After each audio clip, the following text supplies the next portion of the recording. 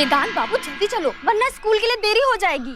हमको कौन सी जल्दी है शीला दीदी? अच्छा, जब मास्टर जी स्कूल के बाहर खड़ा कर देंगे ना तो हमसे मत कहिएगा। हाँ अरे शीला दीदी, स्कूल नहीं होता है, स्कूल होता है और मास्टर जी नहीं टीचर होते हैं। हाँ हाँ ठीक है ठीक है।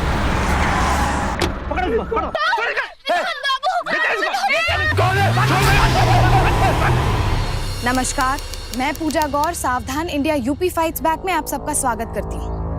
यूपी के शहर गोरखपुर में दिन दहाड़े एक बच्चे को उसी के घर के सामने से अगवा करने की कोशिश की गई। खुशकिस्मती से उसके साथ उसके परिवार की नौकरानी थी, जिसने बेहद हिम्मत दिखाते हुए किडनैपर्स के मंसूबों को नाकाम कर दिया। आज तो बच्चा बच गया, पर जिस तरीके से बेधड़क होकर किडनैपर्स ने बच्चे को अगवा करने की कोशिश की थी, उससे साफ जाहिर था कि वो काफी खतरनाक थे। अक्सर बच्चों की किडनैपिंग के पीछे 3 खास मकसद होते हैं। पहला फिरौती, दूसरा दुश्मनी और तीसरा चाइल्ड ट्रैफिकिंग। तो ये किडनैपर्स क्या चाहते थे? उनका मकसद तो बाद में सामने आता, लेकिन इससे पूरा परिवार सिहर चुका था। जाहिर सी बात है कि किसी भी परिवार की सबसे कमजोर नस होती है बच्चा, और इन अपराधियों ने इसी कमजोर नस पर हाथ रखा था। उषा, जल्दी से पानी लेकर।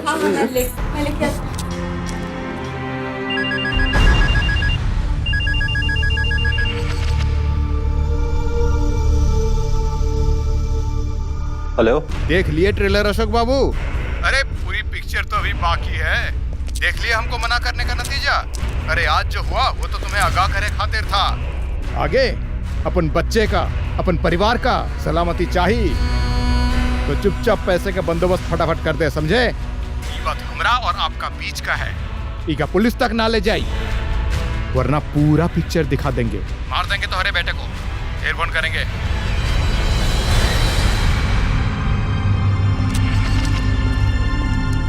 जी, किसका फोन था? वो किसी काम का फोन था।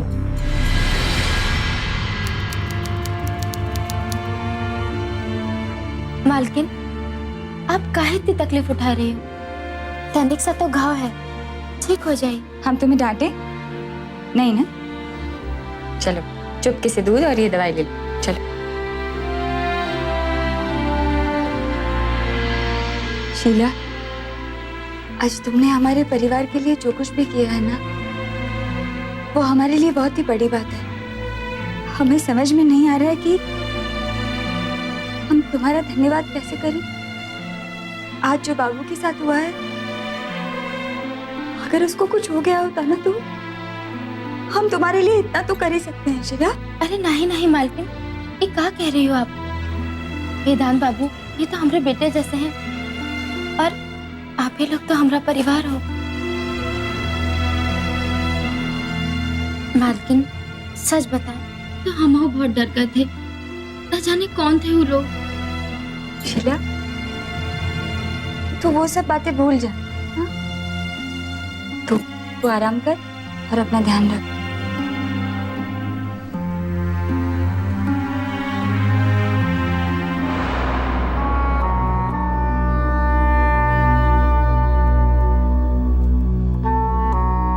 आप अभी तक सोए नहीं?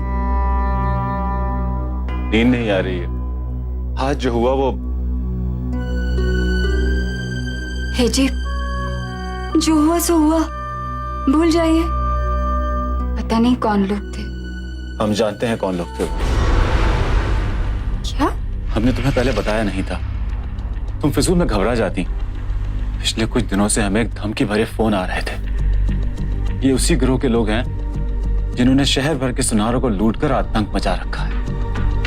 हमसे 50 लाख रुपए की मांग की है। पहले तो हमने सोचा था कि कोई ऐसे ही फोन कर रहा होगा, तो हमने मना कर दिया। लेकिन आज जो भी हुआ, उसके बाद तो बस यही सोच रहे हैं कि इतने सारे पैसे का इंतजाम हम कहां से करेंगे। जी, आप चिंता मत करो, सब ठीक हो जाएगा। हाँ? सब ठीक हो जाएगा।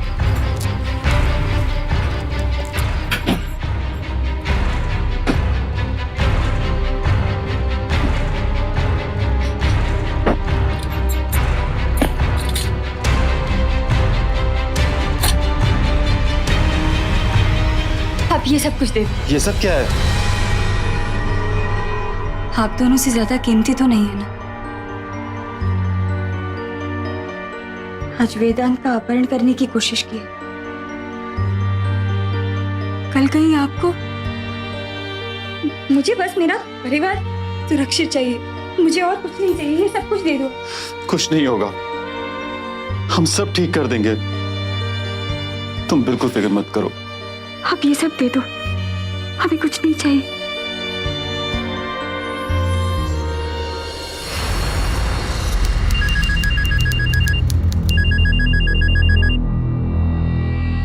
हेलो, 50 लाख का इंतजाम हुआ?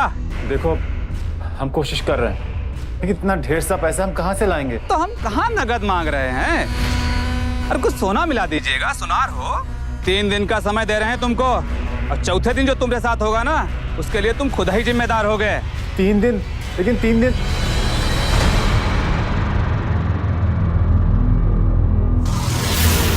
देखिए भाई साहब, ये पेमेंट हमको थोड़ा अर्जेंटली चाहिए, नहीं हो पाएगा। ठीक है भाई साहब, कोई बात नहीं। अगर हम इस महीने का पेमेंट अगले महीने दे तो चलेगा?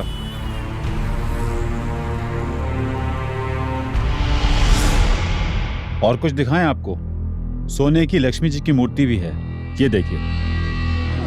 नहीं नहीं, बस इतना ही चाहिए। भैया जी, वो इस बार पेमेंट थोड़ा जल्दी मिल जाता तो बड़ा अच्छा रहता। अशोक भाई, आप तो जानते हैं ना, ये सारा माल कंपनी के अकाउंट से उठाया जाता है। बिलिंग में, पेपर वर्क्स में, पेमेंट आने में महीना भर तो लग ही जाएगा। आप कहें तो मैं 1 महीने बाद का चेक बना दूं? अरे नहीं नहीं, उसकी कोई जरूरत नहीं है, पुराना व्यापार है अपना। ठीक है, कोई बात नहीं। अच्छा ठीक है, नमस्कार। नमस्कार। यूपी के गोरखपुर और कौरीराम जैसे इलाकों में डरा धमकाकर पैसा वसूली का एक नया ट्रेंड सामने आया। इन इलाकों में एक ऐसा गिरोह काम कर रहा था जो सिर्फ सोना चांदी के व्यापारियों और दुकानदारों से ही फिरौती वसूलता था। और यही नहीं, ये गिरोह धमकी देने के अलावा मांगी हुई रकम ना दे पाने वालों की हत्या करके उनकी पूरी दुकान ही लूट लिया करते थे। अक्सर ये माना जाता है कि सोनार अमीर होते हैं, लेकिन ये बात हमेशा सही हो ये जरूरी नहीं। अशोक के साथ भी ऐसा ही था। गुंडों की मांग पूरी करना उसके लिए आसान नहीं था, लेकिन फिर भी अपने परिवार को इस परेशानी से बचाने के लिए वो पैसों का इंतजाम करने की हर मुमकिन कोशिश कर रहा था। ये हमारे घर के कागज हैं। और ये आपके 30 लाख रुपए। धन्यवाद।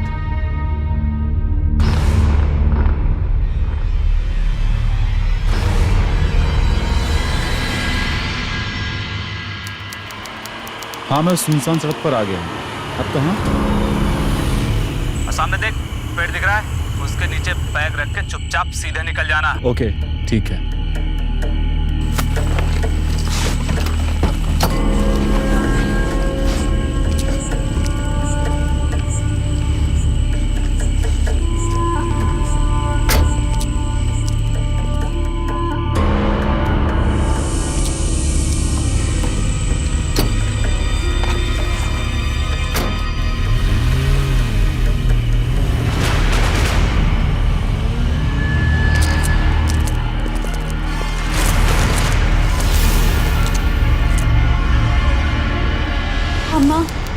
अम्मा, ये अब तक नहीं आए, कहीं उन लोगों ने।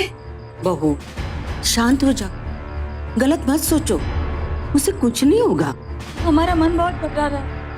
हम पुलिस को फोन कर रहे हैं बस। बेटा मालकिन, थोड़ी देर और इंतजार कर लेते हैं। कहीं पुलिस को खबर की और उन लोगों ने मालिक के साथ कुछ।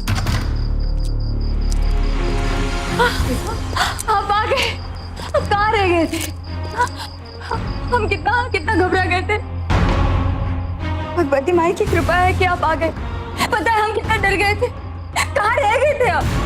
बेटा, तुम ठीक तो हो ना? हाँ अम्मा, अब सब ठीक है। 30 लाख रुपए इस मकान के बदले और 20 लाख के तुम्हारे जेवर। अब हमें उन लोगों से कोई डर नहीं।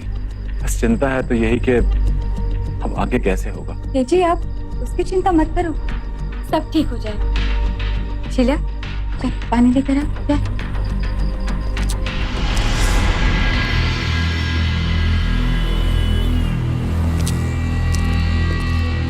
नमस्ते भैया जी। नमस्ते। भैया जी, ये पिछले हफ्ते ऑर्डर दिया था ना, ये आ गया। ठीक है। भैया जी, पेमेंट मांग रहा था इसका। उनको बोलना पेमेंट अगले हफ्ते देते हैं। हाँ जी। और हरीश, तुम्हारी सैलरी भी 2-4 दिन लेट हो जाएगी। कोनो बात नहीं भैया जी। राम राम अशोक भैया, कैसे हैं आप? राम राम।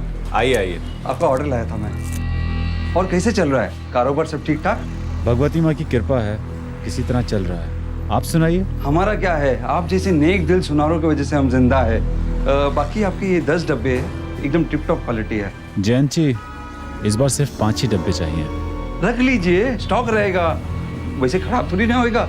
वो क्या है ना कि थोड़ा मंदी चल रही है आजकल। अरे सोने के व्यापार में किधर मंदी? हाँ, थोड़ा जोखिम होता है। वैसे आपने वो खबर सुनी? कौन सी खबर? वो गिरोह के बारे में जो सुनारों का पैसा लूट लेते हैं। अरे उन्होंने गोरखपुर मंडी में एक सुनार को धमकी दी। सुनार ने मना किया तो उसी के दुकान में घुसकर उसको गोली मार दी। इतना ही नहीं, उसका सारा सोना भी लूट लिया। क्या जमाना आ गया है, पुलिस तो अभी तक उनको पकड़ ही नहीं पाई है। अच्छा जी, मैं चलता हूँ।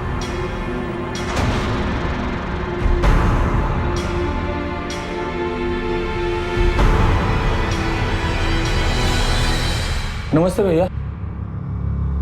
नमस्कार। मेरा हार तैयार है? हाँ हरीश, वो भैया जी का हार होगा। हेलो।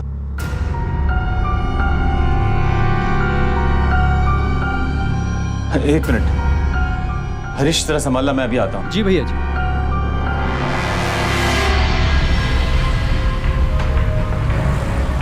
हेलो। कहाँ है 4 किलो सोना? अब तक पहुँचाया क्यों नहीं? अरे पहले पैसे दे चुके हैं ना हम आपको, अब और पैसा कहाँ से लाएं? पैसे दे दिए हैं, वो भी हमको। हमसे होशियारी बहुत भारी पड़ेगी तुमका। 4 किलो सोना चाहिए, 4 किलो, और तुम्हारा पास सिर्फ 24 घंटा है। अब ये सब बहानेबाजी छोड़ और फटाफट बंदोबस्त में लग जा। लेकिन हम तुम्हारी जिंदगी को नरक बना देंगे, नरक। अरे लेकिन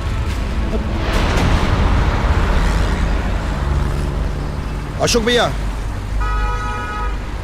दीपक, प्रकाश शेठ के वहां जा रहा था, पता चला कि नहीं उन्होंने आत्महत्या कर ली। लेकिन क्यों? वो तो पता नहीं। आप चल रहे? हाँ चलो चलो, चलो। कैसे हुआ ये सब? मुझे कुछ नहीं पता, मैं आई तो यहाँ गिरे में पड़े थे। ये सब कैसे हो गया? साहब घर से बहुत दब गए थे, परेशान हो गए थे, दिन भर गहरी चिंता में रहते थे। लेनदारों का रोज आना जाना लगा रहता था मिली थी और साहब को परेशान कर रहे थे। इसलिए साहब ने इस सब से बचने के लिए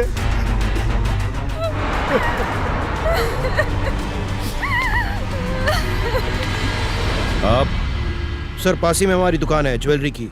प्रकाशी के बारे में सुना तो आ गए हम। अच्छा हुआ कि आप लोग यहाँ आ गए। हम आप लोगों से ही बात करने वाले थे। देखिए, पिछले कुछ दिनों से प्रकाश जी को फोन आ रहे थे फिरौती के लिए।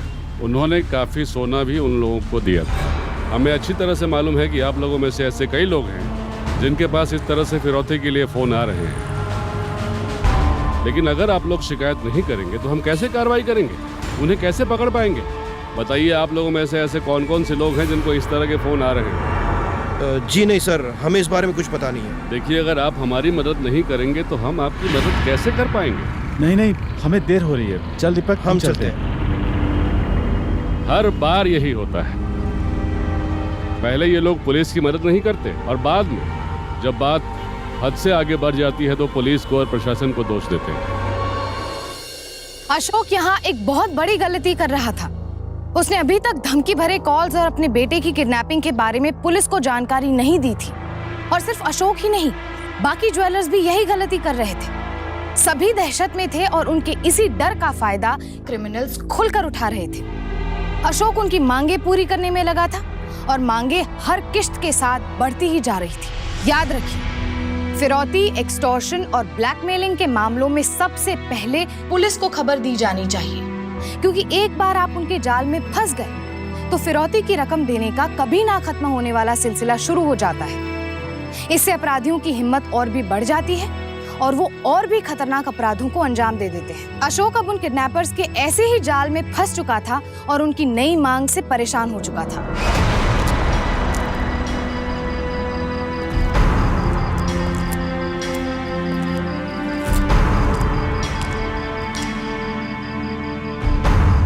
अभी भी उसी बात को लेकर परेशान है क्या? भूल जाइए ना, जो हुआ सो हुआ। आप कहे तो हम हमारे बाबूजी से बात करें। उन लोगों का फिर फोन आया था। इस बार 4 किलो सोना मांग रहे हैं। क्या इतना?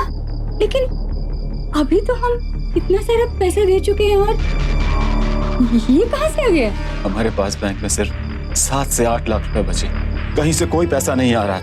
मुझे समझ में नहीं आ रहा है क्या करें, कहाँ जाएं। देखो हाँ, जब तक ये मामला शांत नहीं हो जाता तुम अम्मा और वेदांत घर से बाहर मत निकलना। जी ठीक है। हाँ हाँ, वो वेदांत बाबू खातिर दूध ला रहन। लेकिन बाबू तो सो गया ना, अब तुम्हारा कोनो काम नहीं, जाओ।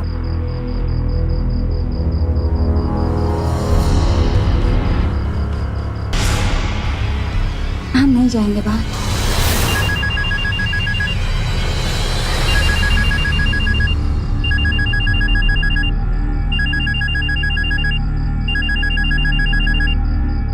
हेलो, क्या वे तुमको 4 किलो सोने का बंदोबस्त करने के लिए कहा है और तुम है कि घोड़े बेच के सो रहे हो?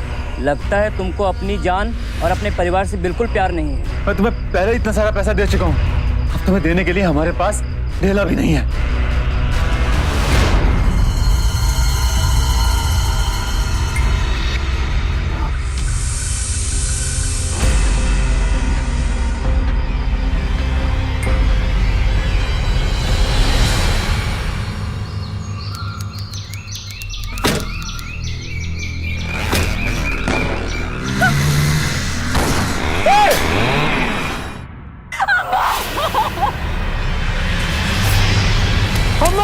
अम्मा, अरे ये क्या हो गया? अम्मा, अम्मा उठो।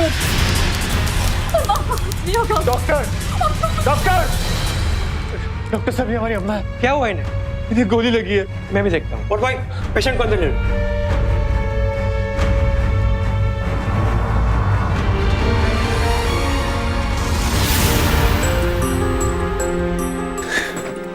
ए जी, अम्मा को कुछ नहीं होगा, सब ठीक हो जाएगा, आप चिंता मत करिए, आप चिंता मत करिए।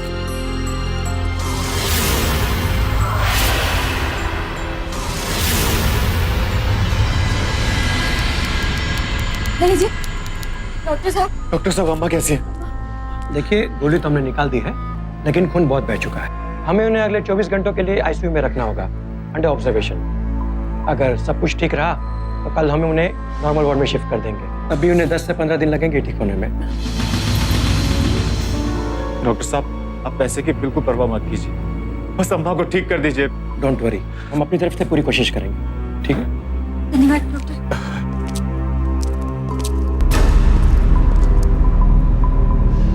तो आपने उन लोगों को जाते हुए नहीं देखा?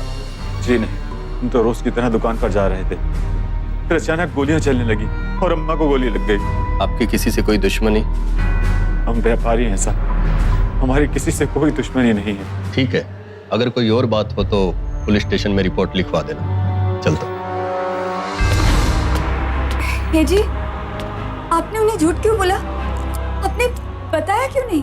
बस, हम कोई और परेशानी नहीं चाहते। लेकिन बस उषा, बस, अभी हम और कोई बात करने की हालत में नहीं है। लेकिन अशोक और उसकी पत्नी उषा की ये सोच सरासर गलत साबित हुई कि गुंडे एक बार फिरौती की रकम लेकर उन्हें बख्श देंगे। आखिरकार अशोक ने गुंडों की मांग को ठुकराने की हिम्मत तो दिखाई, पर उससे बचने का कोई उपाय नहीं किया, कोई सावधानी नहीं बरती। नतीजा, उनके परिवार पर जानलेवा हमला भी किया गया। देश भर में हुए अपराधों का चलन ये दर्शाता है कि अपराध स्थान का वहां की जुर्म संख्या पर गहरा प्रभाव पड़ता है।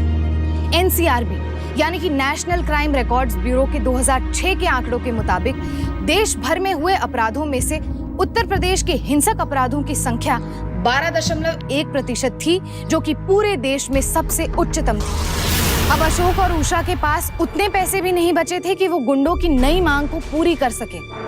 पर कहते हैं कि कोई भी चीज अगर हद पार कर जाए तो उसका असर उल्टा हो जाता है। तो क्या अशोक और उषा के मन का डर अपनी हदें पार कर चुका था? क्या अब उनमें पुलिस कंप्लेन लॉन्च कराने की हिम्मत आ सकेगी, या वो फिर से फिरौती की रकम जुटाने के लिए कोई नया रास्ता तलाशेंगे? जी, अब हम सोच लें, हम पुलिस के पास जाएंगे। पगला गई हो क्या? उन लोगों को पता लगेगा तो हम सबको काट के फेंक देंगे वो। तुम रुको, हम कुछ सोचते हैं। 4 किलो सोना नहीं देंगे तो एक एक करके मार देंगे क्या? आज अम्मा को गोली लगी, कल हमको या वेदांत को। एक एक करके मरना ही है तो लड़के क्यों ना मरे? अब समझते काहे नहीं है? उनको देने के लिए 4 किलो सोना है क्या आपके पास?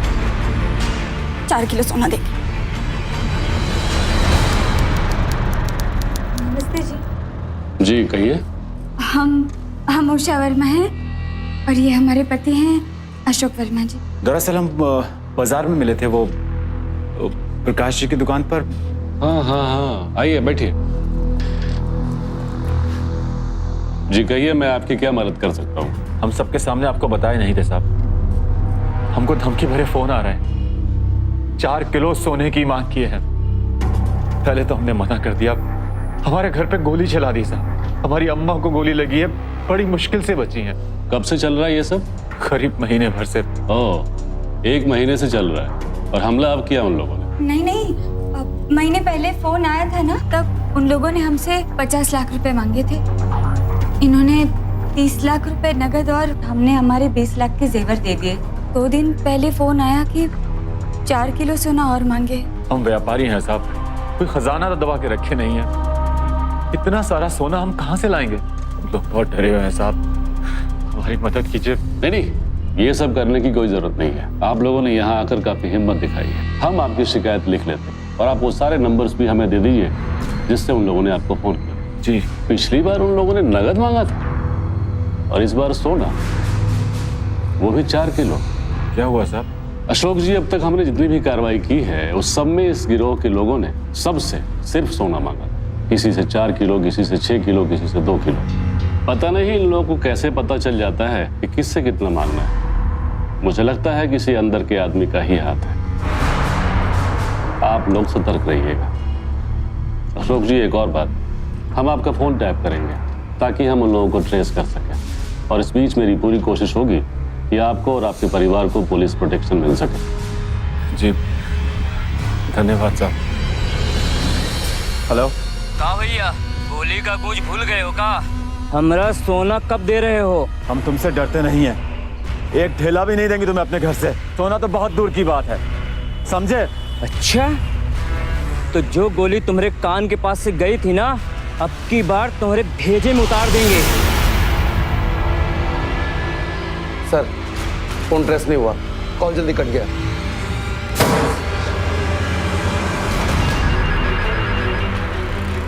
हेलो जी, वेदांत कहीं नहीं मिल रहा है। शीला उसे स्कूल में भी देख कर आई, वो कहीं नहीं। हर जगह देख लिया, मुझे कुछ समझ में नहीं आ रहा है। आप जल्दी आइए। मैं भी आता हूँ। इसीलिए साहब, इसीलिए हम आपके पास नहीं आ रहे थे।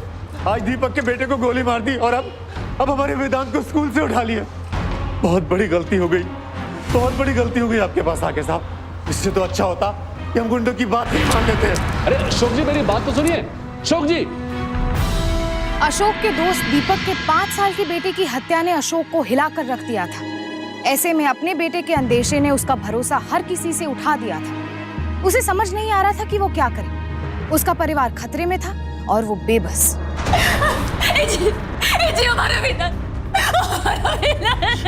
कुछ नहीं होगा हमारे वेदांत को। अरे हम सब ठीक कर देंगे, सब ठीक हो जाएगा। अरे बस तुम संभालो अपने आप को। हमारा वेदांत। देखो, हेलो, देखो तुम हमारे वेदांत को कुछ मत करना। तुम जो बोलोगे मैं करूंगा। मैं इंस्पेक्टर सिंह बोल रहा हूँ। आपका बेटा मिल गया है, वो हमारे पास है। क्या? मैं बस अभी आ रहा हूँ। हमारा वेदांत मिल गया। क्या? तुम रुको, मैं उसे लेकर आता। आप संभाल के जाइएगा।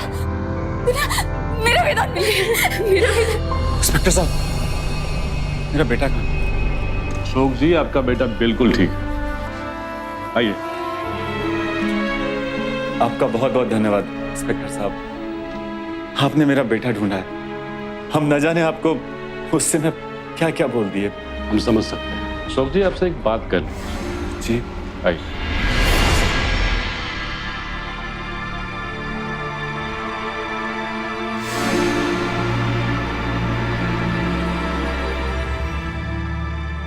हमने आज एक फैसला लिया। तुम्हें, अम्मा और वेदांत को हम तुम्हारे पापा के घर भेज रहे हैं। काहे? हम आपको छोड़ के कहीं नहीं जाएंगे। आपको पता भी है आप क्या कह रहे हैं? तो और क्या करें? कम से कम दूर रहोगी, सुरक्षित तो रहोगी ना। अब इस डर के सहारे हम और नहीं जी सकते। जी, और हम वहाँ पे रहकर डर में दिन रात जीते रहेंगे, उसका क्या? अरे तुम अम्मा और वेदांत की हालत नहीं देख रही क्या?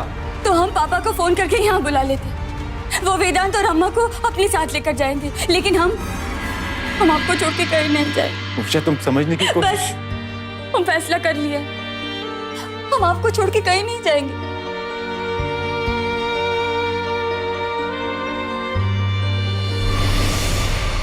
बाबू। जी मम्मा।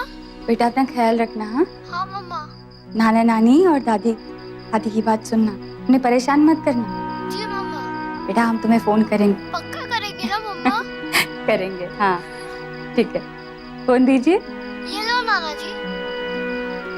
पापा, पापा नमस्ते। कैसी है बेटा? पापा हम यहाँ पे ठीक हैं, हमें कोई तकलीफ नहीं। कोई तकलीफ हो तो बता देना। हाँ बेटा फोन करते रहना। हम आपको फोन करेंगे। जरूर करना। रखते हैं, नमस्ते। खुश रहो बेटा।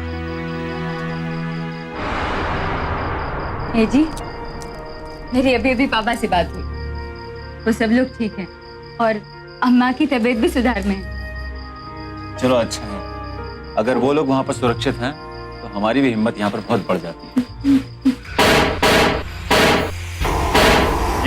ये जरूर वही लोग होंगे। हाँ? तुम यहीं रुको, मैं। आप कहाँ जा रहे हैं? उनको बताना जरूरी है कि हम उनसे नहीं डरते हैं। तुम यहीं रुको। अरे मेरी बात सुनी।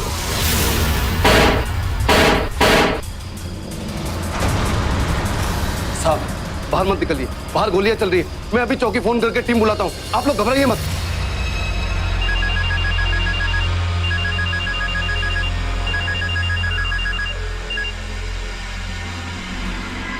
हेलो। सोच लो, अभी भी तुम्हारे पास समय है। एक अकेला हवलदार तुम्हारी रक्षा नहीं कर सकता। सीधे से अपनी सुरक्षा का टैक्स हमें दे दो। देखिए भाई साहब, मेरे पास इतना सोना नहीं है आपको देने के लिए। दाई से पेट न छुपा बेटा, हमको पता है तुम्हारी दुकान में कितना सोना है, और अपनी पे आ गए ना तो माँ कसम तुम्हारी लाश पर से सोना लेके जाएंगे। अब सीधे से अपनी सुरक्षा का टैक्स हमें दे दो, वरना भरी जवानी में तुम्हारी बीवी को विधवा होना पड़ेगा। हमें माफ कर दीजिए भाई साहब, हमसे गलती हो गई। हमें एक दिन की मोहलत दीजिए। आप जो बोलेंगे हम करेंगे। तो ठीक है, कल आखिरी दिन होगा। अब ये तुम्हारे ऊपर है कि कल अपने सोने से हाथ गंवाओगे या अपनी जान से। हाँ।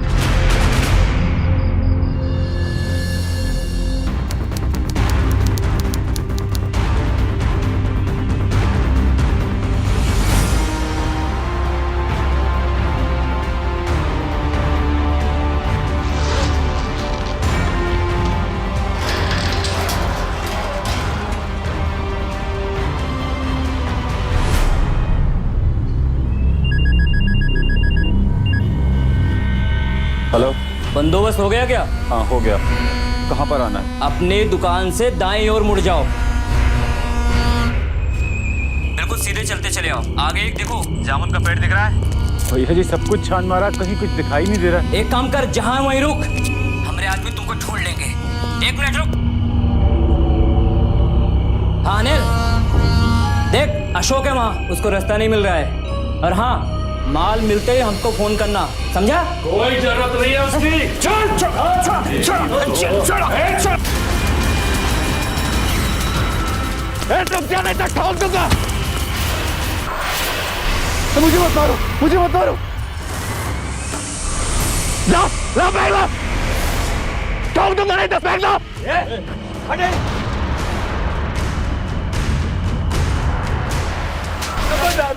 बताना सब वो गोरखपुर पट्टी पे वो सुनार को मारने के बाद उसके दुकान से सारा सोना लूट लिया और सारा सामान लूट लिया साहब। ज्वेलर्स वाला प्रकाश उसने खुद ही आत्महत्या की थी साहब, हमने नहीं माना था उसको साहब। जयंत जी,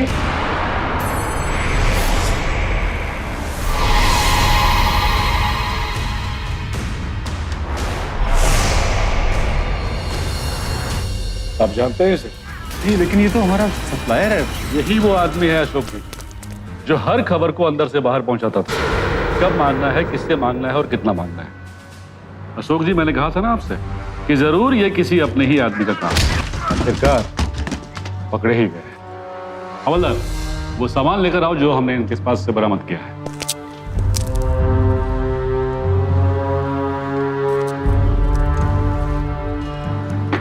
देखिए, ये सामान आपका ही है क्या?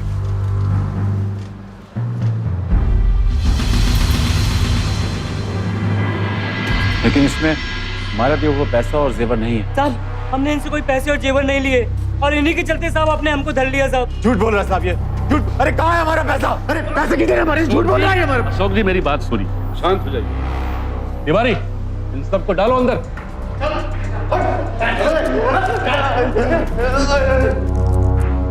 अशोक जी, आपसे मैंने पहले ही पूछा था, जब आप पहली बार शिकायत दर्ज करवाने के लिए आए थे तो उन लोगों ने आपसे क्या मांगा, सोना या पैसा? हाँ, मुझे याद है, लेकिन देखिए, इन लोगों के काम करने के तरीके की हमने अच्छी तरह से छानबीन की है। इन लोगों ने आज तक सिर्फ सुनारों को ही लूटा है, और वो भी सिर्फ सोना। आज तक किसी से इन लोगों ने पैसे नहीं मांगे। मुझे लगता है कि वो पैसा और सोना जो आपने किसी को दिया था, ये लोग नहीं बल्कि कोई और है। तो फिर हमारा पैसा कहाँ गया? आप चिंता मत कीजिए, हमारी तलाश जारी है। जैसे ही कुछ भी पता चलता है हम आपको खबर कर देंगे।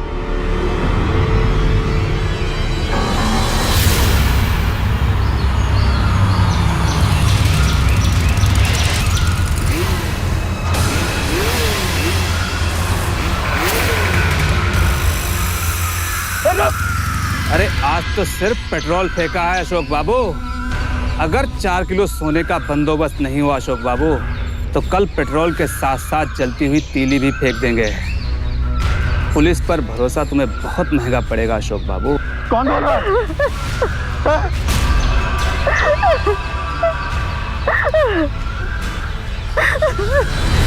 आखिरकार अशोक की मदद से पुलिस ने फिरौती वसूलने वाले गिरोह को तो पकड़ लिया था, पर उनके गुनहगार कहाँ थे? तो क्या कोई और था जो अशोक और उसके परिवार को धमकियां दे रहा था? क्या ये कोई और भी गिरोह सक्रिय था जिसने अशोक और उसके परिवार को निशाना बना रखा था? ऐसे कई सवाल थे जिनके जवाब पुलिस के पास तक नहीं थे। हमारी तो समझ में नहीं आ रहा कि आखिर ये सब हो क्या रहा है। अरे पुलिस कहती है हमने उन सबको पकड़ लिया है, तो फिर ये कौन लोग थे? समझ में ही नहीं आता किस पर यकीन करें और किस पर नहीं। संभल के। ये जी, मेरी बात सुनिए। वो लोग जो भी मांग रहे हैं उन्हें दे दीजिए। पुलिस को भी बताने की कोई जरूरत नहीं। अरे कैसे दे दें? कहां से लाए इतना सोना? अब और लड़ने की हिम्मत नहीं है। जितना जाना था जा चुका। देखो, इसे भी जाने दीजिए। कुछ और नए सिरे से शुरू कर लेंगे। आपको हमारी कसम है, इसे खत्म कीजिए।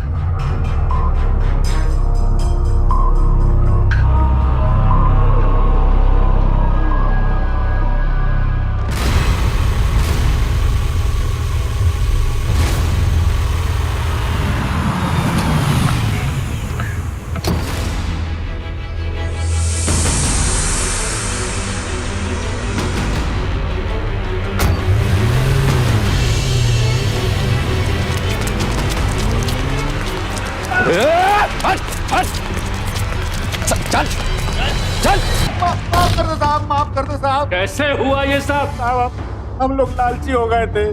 अब अखबार में पढ़ के गैंग के बारे में उनका बड़ा हाथ मारेंगे साहब, और लोगों को धमकी देंगे। वो पुलिस के पास भी नहीं जाएंगे, लोग पैसे लेके चले जाएंगे साहब। इसीलिए गैंग बन के इनको फोन किया और ये हमारे झांसे में आ गए साहब। शीला और हम दोनों एक ही गाँव के रहे साहब। जब शीला ने बताया कि वो खिड़कियाँ काम करती है तो हमने सोचा हमारा काम और आसान हो जाएगा साहब। हमको शीला पूरी घर की खबर देती थी और साहब उसके बदले में हम उसको जो है एक हिस्सा पैसा देते थे साहब। हाँ सुनो, मालकिन ने मालिक को सारे जेवर दे दिए हैं। ठीक है। और उस लड़की को भी ले जाओ। इंस्पेक्टर साहब, आपको ये सब पता कैसे चला? ये सब आपकी पत्नी ने बताया। उषा, तुम्हें कैसे पता चला? जी, उस दिन पेट्रोल वाले हादसे के बाद हम बहुत परेशान हो गए थे। समझ में नहीं आ रहा था कि इस बार इन लोगों को 4 किलो सोना कहाँ से देंगे। फिर हमें इंस्पेक्टर साहब की बात याद आई कि अगर गिरोह दूसरा था तो फिर मांग एक जैसी कैसे। और फिर आपने ही तो कहा था ये जिसने भी किया है ये घर का ही बंदा है। फिर मुझे याद आया, पेट्रोल वाले हादसे के बाद शीला हमें पानी देने आई और बिना कुछ कहे साफ सफाई करने लगी। हमें पता नहीं क्यों, लेकिन ये समझ में आ गया था कि शीला हमारी बात सुन रही। उसके बाद एक एक करके सारी बातें हमारे दिमाग में घूमने लगी। शीला ने वेदांत को बचाया। जब भी हम दोनों साथ होते हमेशा शीला आसपास रहती, जैसे वो हमारी बातें सुन रही हैं। हेलो, हाँ काम हो गया। मालकिन ने मालिक को सौगंध दे दी है। अब हमें गारंटी है अब कौनो पुलिस नहीं आएगी। तुम लोग दबंग होके अपना काम करो।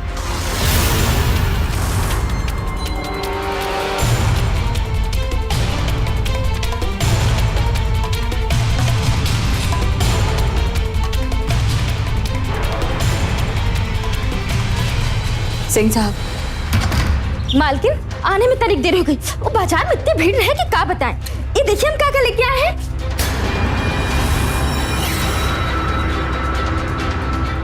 तिवारी जी सर। गिरफ्तार कर लो इसको। लेकिन मालकिन हम। चलिए चलिए। क्या बात है उषा, आज तुम्हारी वजह से हम इतनी बड़ी मुसीबत से उबर पाए। मुझे तुम पर गर्व है। आखिरकार मामले की गुत्थी सुलझी और घर का भेदी पकड़ा गया। यहाँ पूर्वजों की कहावत घर का भेदी लंका ढाए सही साबित हुई। उन्हीं की घर की विश्वास पात्र नौकरानी शीला ने अपने साथियों के साथ मिलकर अशोक और उसके परिवार को धमकाने और लूटने का अपराध किया। पुलिस ने शीला और उसके साथियों से अशोक के दिए पैसे और जेवर बरामद किए। यहाँ हैरानी की बात तो ये थी कि शीला और उसके साथी पप्पू और मुन्नू, जिनकी जेब में 50 रुपए भी नहीं थे, वो 50 लाख की फिरौती की रकम वसूलने में कामयाब रहे। अशोक के मन में फिरौती वसूलने वाले गिरोह का आतंक इतना गहरा घर कर गया था कि इसी डर का इस्तेमाल करके पप्पू, मुन्नू और शीला ने उन्हें अपनी चाल का शिकार बनाया। अगर उन्होंने पहले ही पुलिस की मदद ली होती तो उन्हें और उनके परिवार को इतने मानसिक त्रास से नहीं गुजरना पड़ता। कभी भी कोई डरा धमकाकर जबरदस्ती पैसे या कुछ भी वसूलने की कोशिश करे तो सबसे पहले पुलिस को खबर कीजिए। इससे आप वक्त रहते बच सकते हैं। बिना वजह किसी पर शक करना या इल्जाम लगाना गलत है, पर सावधान रहना हमारे हाथ में है। याद रखिए, किसी को भी काम पर रखने से पहले उसका पुलिस वेरिफिकेशन कराएं और उसके अतीत की जांच पड़ताल को नजरअंदाज ना करें, क्योंकि आप अपने परिवार की सुरक्षा उनके हाथ में सौंप रहे हैं। क्योंकि अक्सर देखा गया है कि जुर्म की शुरुआत किसी करीबी की दी गई जानकारी से होती है। इसलिए सतर्क रहिए अपने आसपास वालों से। आज के लिए बस इतना ही। कल फिर मिलेंगे जुर्म से जंग की ऐसी ही बेमिसाल कहानी के साथ। तब तक के लिए सावधान इंडिया, यूपी फाइट्स बैक। जुर्म से जंग जारी है, अब यूपी की बारी है।